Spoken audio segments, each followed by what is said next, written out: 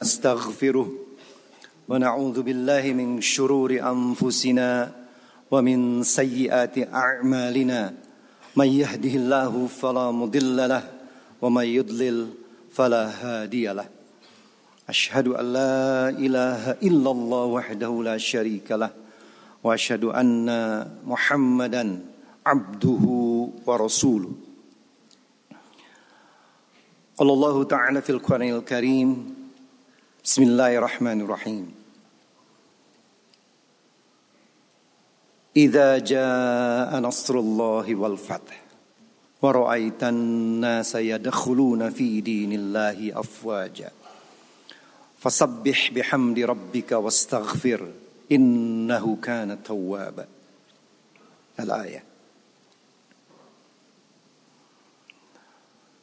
Alhamdulillahilladzi bini'matihi tatimus shalihat.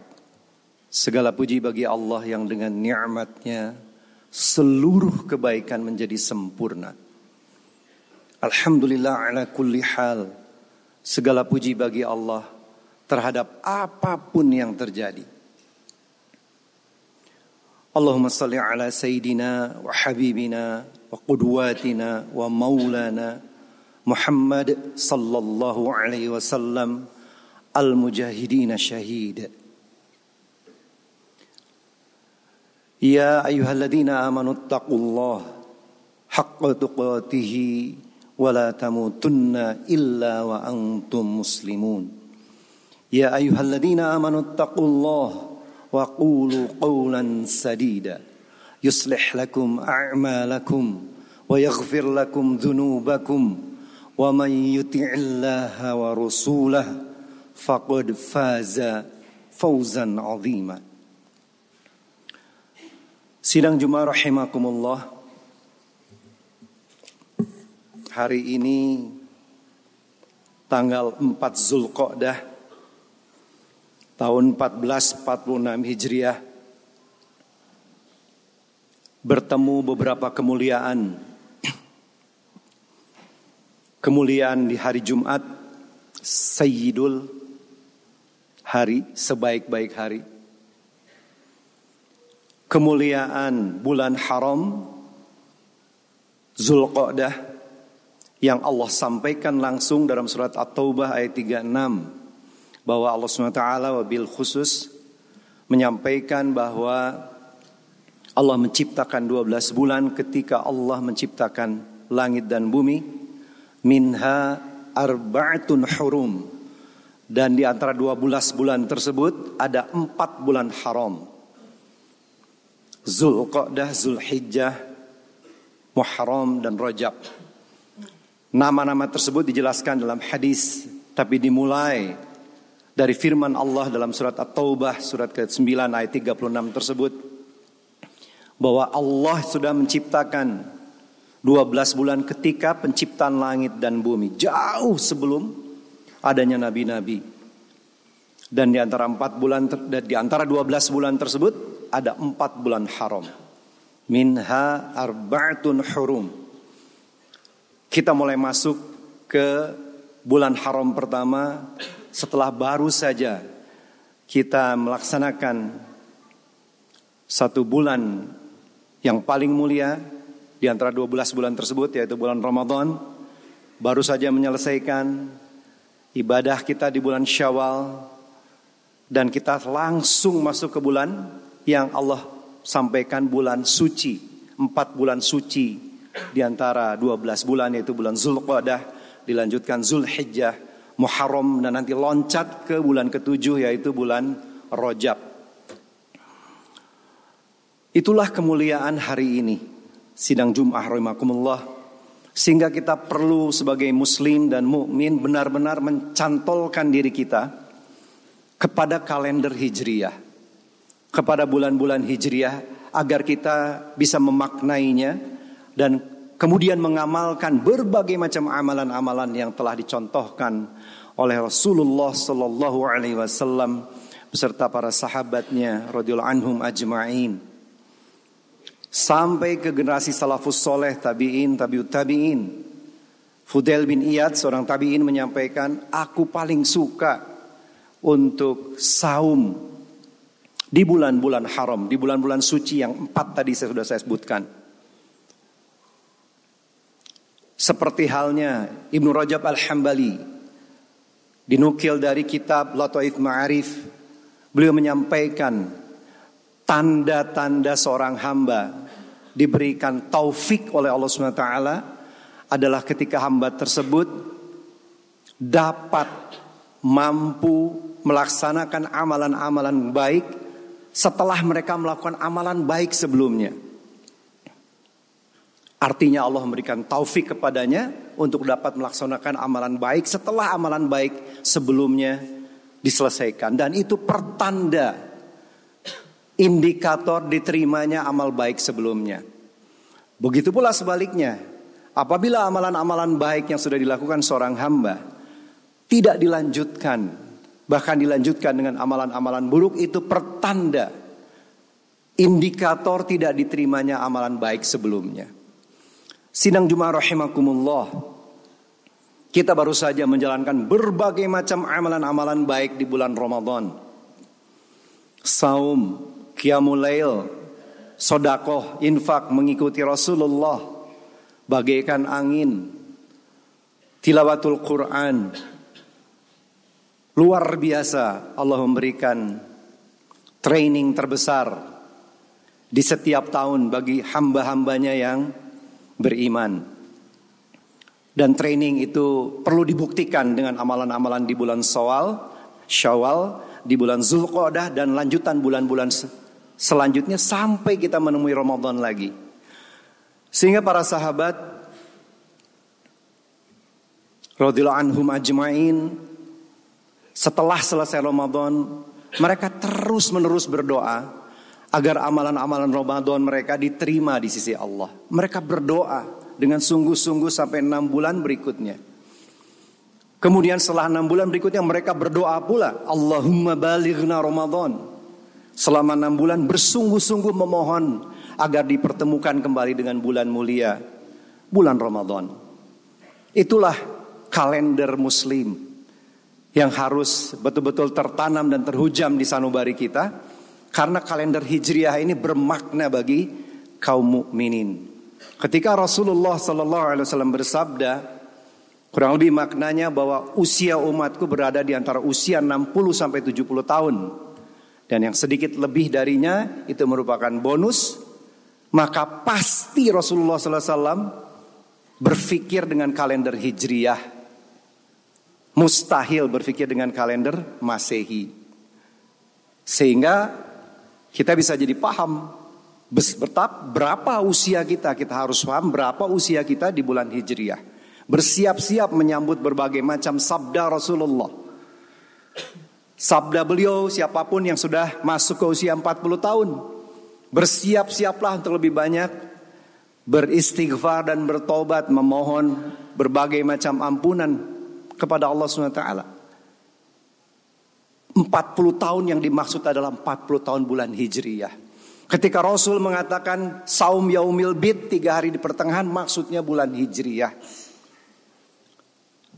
Ketika para salafus soleh, 3 generasi awal, sahabat yang bertemu langsung dengan Rasulullah, tabi'in yang bertemu dengan para sahabat, dan tabi'ut tabi'in yang bertemu dengan para tabi'in, mereka mengatakan jangan pernah melupakan 3-10.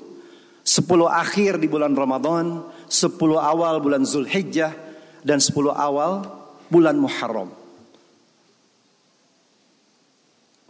Mudah-mudahan kita semakin akrab dengan hadis-hadis Rasulullah, para sahabat, para ulama-ulama kita, dan kita semakin memasarkan wabil khusus bagi diri kita sendiri agar kita mencantolkan diri kita dengan bulan Hijriah. Insya Allah banyak sekali kebaikan-kebaikan di dalam bulan Hijriah yang patut kita napaktilasi mengikuti Rasulullah SAW dan para sahabat radhiyallahu anhum ajma'in. Salah satunya sidang Jumat rahimakumullah adalah ketika Rasulullah SAW mengajarkan kepada anak-anak beliau, kepada cucu-cucu beliau, kepada cicit-cicit beliau, mengajarkan bagaimana menerapkan Al-Quranul Karim dalam kehidupan sehari-hari, sampai kepada peperangan-peperangan yang beliau ajarkan. Salah satu yang sangat terkenal yang sudah khatib kumpulkan dari 3 riwayat, khatib ambil salah satunya saja. Ketika Ali bin Husain bin Ali bin Abu Thalib, cicitnya Rasulullah SAW, nama terkenalnya Zainul Abidin. Zainul Abidin mengatakan, kunna nu'allamu maghaziyan Nabi sallallahu alaihi wasallam kama nu'allamu suratan minal Qur'an. Suratan minal Qur'an. Dulu kami diajarkan tentang berbagai macam peperangan Rasulullah sallallahu alaihi wasallam, sebagaimana kami diajarkan tentang surat-surat di dalam Al-Qur'an. Dinukil dari kitab Al-Jami li Akhlaqil Rawi, dan ada 2 yang lainnya juga meriwayatkan hal yang sama. Ini adalah kalimat dari Zainul Abidin, cicitnya Rasulullah sallallahu alaihi wasallam. Sehingga antara teks di dalam Al-Qur'an diperlihatkan oleh Rasulullah SAW bagaimana ini menjadi amaliyah dalam konteks nyata, dan salah satunya maghazi, ghazwah, peperangan-peperangan Rasulullah SAW. Sama halnya ketika Rasul mengajarkan Al-Quranul Karim. Dahulu para sahabat mengajarkan juga kepada murid-muridnya atau kepada anak-anaknya hanya 10 ayat saja. Dan mereka tidak akan berpindah ke ayat lain sebelum 10 ayat ini benar-benar dipahami, dimaknai, diamalkan. Baru mereka pindah ke ayat-ayat lainnya. Ini membuktikan betapa Quran itu adalah guidance kita, kalamullah dari Allah SWT, tapi ini menjadi guidance, menjadi pedoman untuk dijalankan dalam kehidupan sehari-hari, termasuk ke dalam bab peperangan. Izin khotib secara khusus membahas tentang saudara-saudara kita di Gaza, Palestina. Sejak kurang lebih 18 bulan yang lalu, ketika Tufanul Aqsa, Badai Al-Aqsa dimulai pada tanggal 7 Oktober 2023 sampai saat ini, dari data yang khatib kumpulkan, salah satunya dari Al Jazeera dan yang lainnya yang terpercaya, 52 orang jiwa syahid fisabilillah. Tidak ada satupun media di Palestina, di Timur Tengah, di Jordan, di Saudi, di Mesir mengatakan meninggal atau wafat. Mereka langsung menggelari dengan syuhada, syahid. 52.000 orang, kurang lebih 52.314 orang syahid.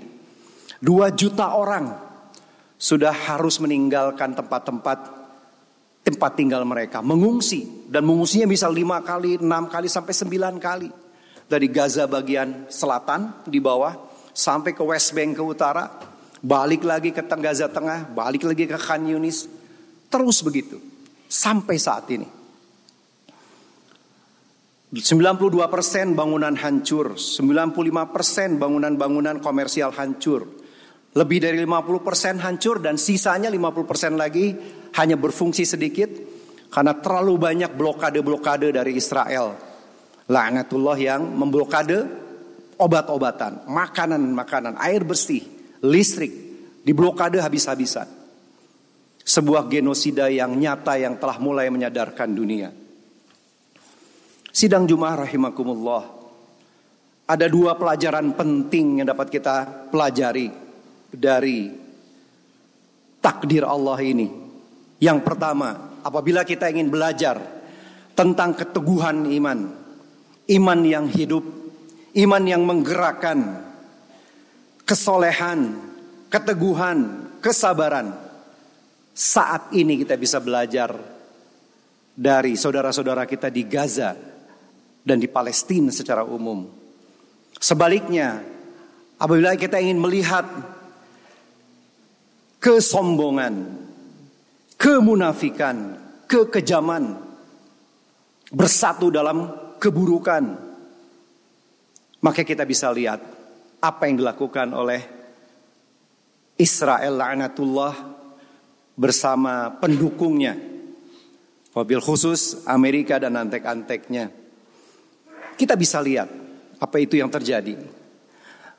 Namun sidang Jumat rahimakumullah, mari kita melihat dengan lebih adil. Kita boleh saja ikut merasa bersedih melalui media massa, kita bisa melihat sosial media betapa pedihnya hati ini melihat anak-anak kecil jadi mayoritas yang tadi disebutkan 52.000 orang itu 60% adalah anak-anak dan wanita.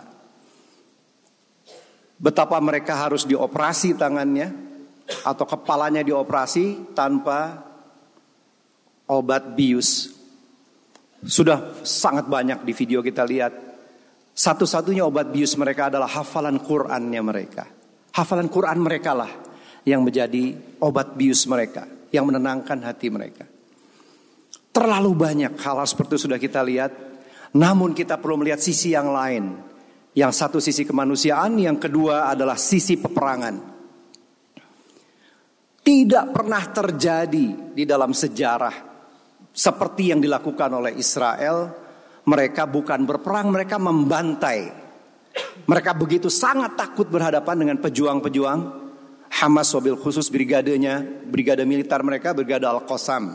Ada juga brigade Al-Quds, ada brigade Al-Aqsa dari wilayah otoritatif Fatah. Semua bergabung pada saat 7 Oktober.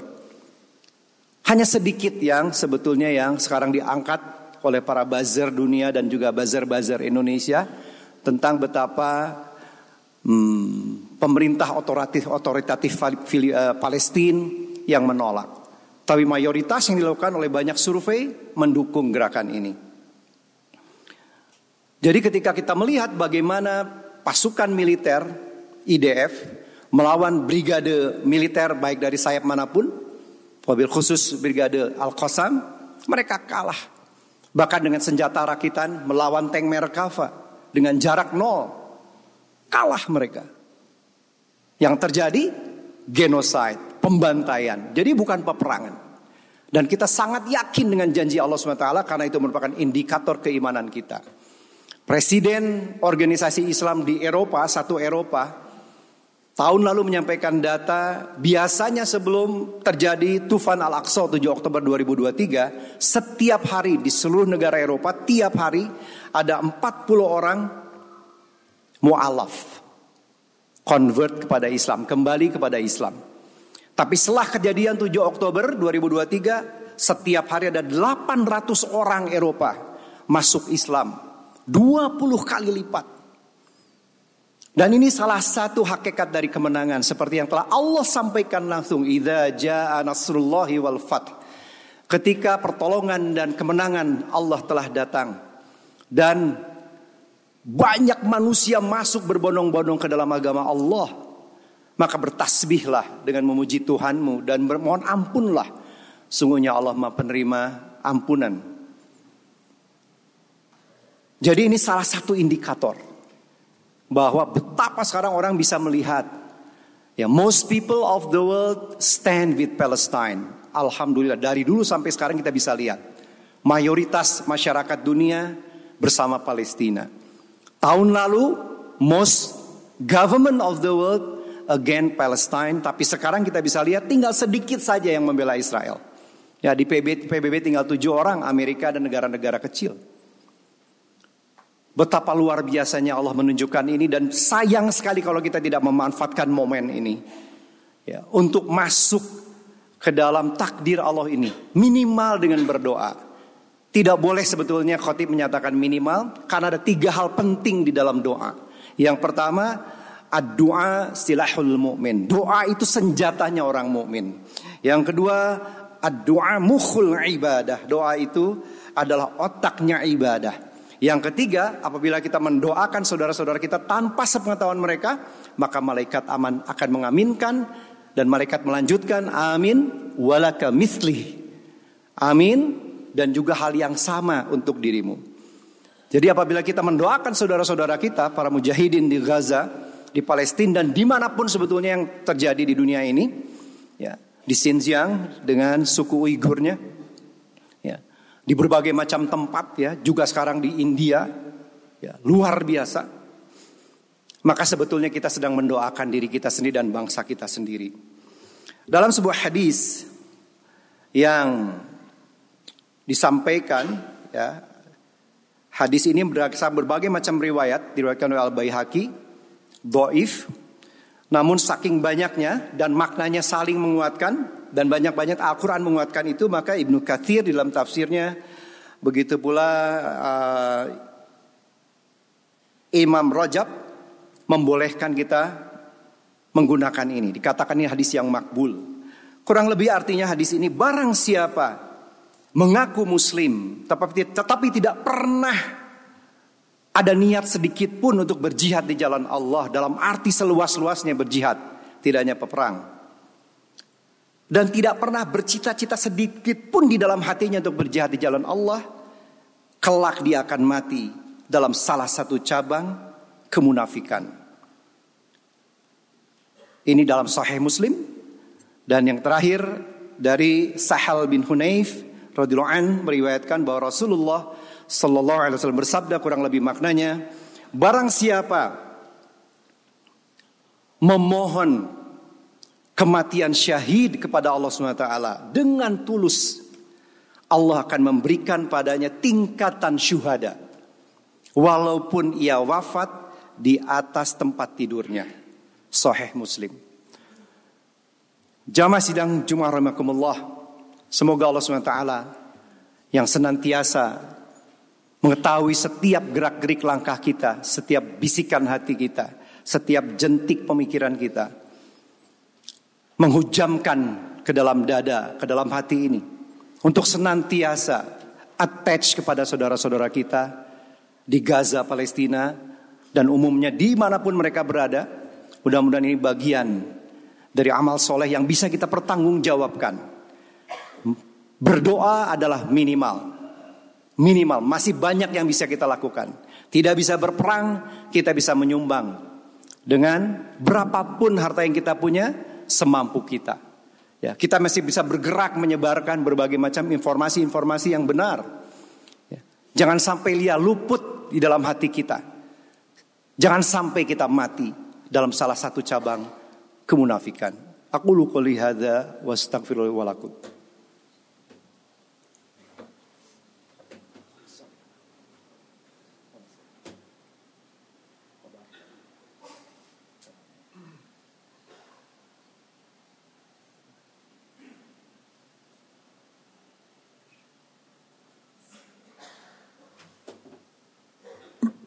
Bismillah, alhamdulillah, wassalatu wassalamu ala rasulillah. Ya ayyuhalladzina amanu taqullaha haqqa tuqatih wa la tamutunna illa wa antum muslimun. Allahumma salli ala sayyidina wa habibina wa qudwatina wa maulana Muhammad sallallahu alaihi wasallam al-mujahidin syahid. Sidang Jumat rahimakumullah, dalam kesempatan khutbah kedua ini, mari kita sungguh-sungguh untuk meningkatkan keimanan kita kepada Allah SWT. Dan bukti dari keimanan itu adalah amalan-amalan soleh kita dalam kehidupan kita sehari-hari. Mari kita sungguh-sungguh bermunajat kepada Allah SWT dalam meningkatkan keyakinan di atas keyakinan kita yang sudah ada, dalam rangka meningkatkan keimanan di atas keimanan kita yang sudah ada. Mari kita tundukkan pandangan kita dan kita buka hati kita untuk memohon kepada Allah Ilahi Rabbi. Ya Rahman Rahimin, Ya Ghafurus Syakur, Ya Rahman, Ya Rahim, Ya Dzal Jalali wal Ikram. Allahumma salli ala Muhammad wa ala ali Muhammad kama sallaita ala Ibrahim wa ala ali Ibrahim innaka Hamidum Majid. Rabbana zalamna anfusana wa illam taghfir lana wa tarhamna lanakunanna minal khasirin. Wa min dhurriyyatina wa min azwajina wa min abaina wa min ikhwanina wa min ahlina kulluhum ajma'in ya Rabb. Rabbana taqabbal du'a, Rabbana taqabbal minna innaka antas samiul alim wa tub alaina innaka antat tawwabur rahim. Ya Rabb kami, sesungguhnya kami telah menzalimi diri kami sendiri. Tanpa ampunan dan rahmat-Mu, sungguh kami akan termasuk golongan orang-orang yang merugi. Ya Rabbana ya Rabbal Alamin, sungguh terlampau banyak nikmat yang telah Engkau berikan kepada kami. Namun sedikit sekali kami mensyukurinya.